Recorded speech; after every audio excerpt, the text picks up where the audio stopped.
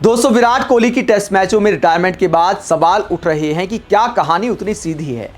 Senior खिलाड़ी retirement ले रहे हैं या फिर उन्हें रिटायरमेंट लेने पर मजबूर किया जा रहा है।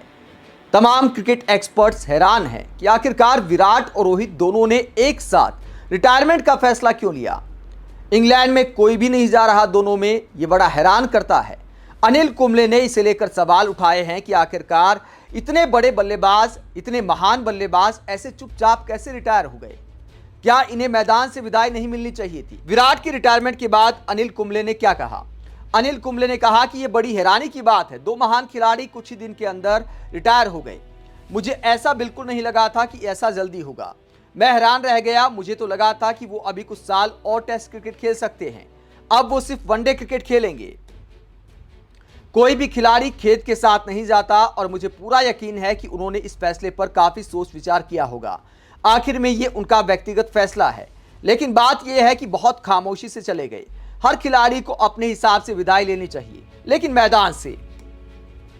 आर अश्विन के संन्यास के समय भी हमने यही बात कही थी। उन्होंने सीरीज के बीच में ही रिटायरमेंट का ऐलान कर दिया और ऑस्ट्रेलिया से भारत लौट आए। मुझे लगता है कि इन तीनों, रोहित, विराट और अश्विन को एक अच्छा ऑन फील्ड फेयरवेल मिलना चाहिए था। मेरा मानना है कि अधिकारियों को इस पर जरूर सोचना चाहिए। मुझे पता है कि ये सोशल मीडिया का दौर है और फैंस चाहते हैं कि वो अपने सामने अपने हीरो को विदा होते देखें।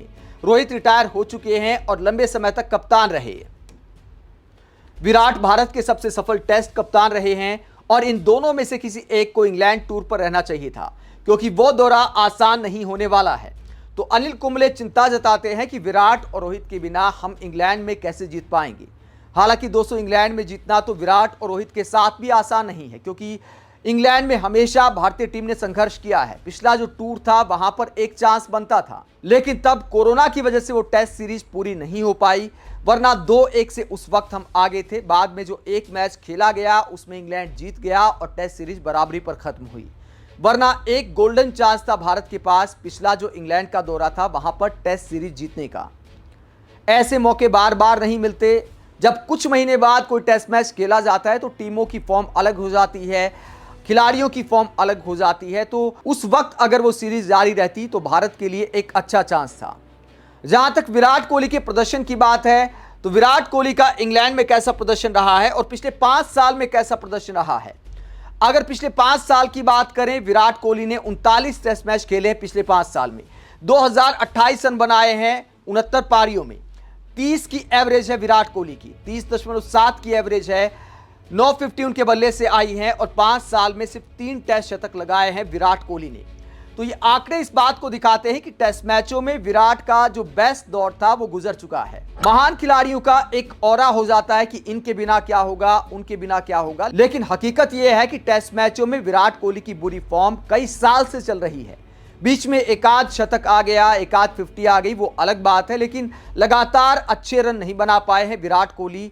अगर 5-6 महीने का कोई पैच चलता है तो उसे बैड पैच कहा जाता है, तब ये डायलॉग लागू हो सकता है कि क्लास परमानेंट होती है, फॉर्म तो आती जाती रहती है। लेकिन 5 साल में अगर भारत के किसी टेस्ट बल्लेबाज का एवरेज 30 का है तो फिर विराट ने जो किया है सोच समझ कर किया होगा। हमें उनके फैसले का सम्मान करना चाहिए। विराट को भी लगा होगा कि टेस्ट मैचों में वो वैसा योगदान नहीं दे पा रहे जैसा कि उनसे उम्मीद की जाती है, शायद इसीलिए विराट ने रिटायरमेंट का फैसला लिया। दोस्तों, इस बात में कोई दो राय नहीं कि विराट कोहली ने भारतीय टेस्ट टीम को एक अलग मुकाम पर पहुंचाया।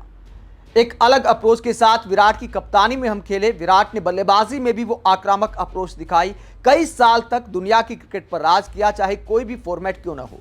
लेकिन पिछले 4-5 साल विराट के अच्छे नहीं गए हैं। ऐसे में जब विराट ने टेस्ट मैचों से रिटायरमेंट लेने का फैसला किया है तो हमें उनके फैसले का सम्मान करना चाहिए। जहां तक पूर्व क्रिकेट खिलाड़ियों की बात है, क्रिकेट एक्सपर्ट्स की बात है, मुझे लगता है सलाम करना बनता है विराट, रोहित को।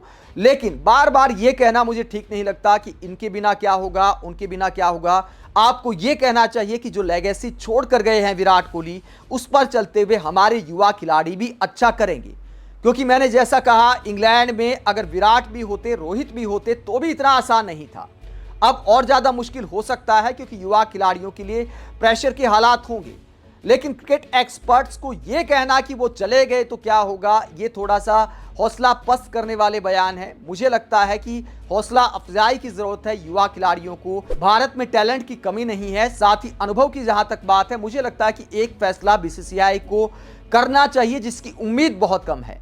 अजीत अगरकर एंड कंपनी ने ठान लिया है कि जिसे किनारे कर दिया उसे कर दिया, लेकिन इंग्लैंड में जो सीरीज है उसमें 2 चेहरे अगर शामिल कर दिए जाएं तो फिर ये टीम दमदार नजर आएगी। बल्लेबाजी में दम आ जाएगा अगर अजिंक्य रहाणे और चेतेश्वर पुजारा को एक और चांस दिया जाता है। फ्लॉप कोई भी हो सकता है, लेकिन डोमेस्टिक क्रिकेट में रहाणे ने अच्छा प्रदर्शन किया है, चेतेश्वर पुजारा अच्छे टेक्निकल बल्लेबाज हैं। अगर ये 2 चेहरे बल्लेबाजी लाइनअप में आ जाते हैं तो उसके बाद अनुभव भी बल्लेबाजी लाइनअप में आ जाएगा। जायसवाल, केएल राहुल, अजिंक्य रहाणे, शुभमन गिल, चेतेश्वर पुजारा, ये सब टेक्निकल बल्लेबाज हैं, अच्छे बल्लेबाज, एक मजबूत बल्लेबाजी लाइनअप नजर आएगा।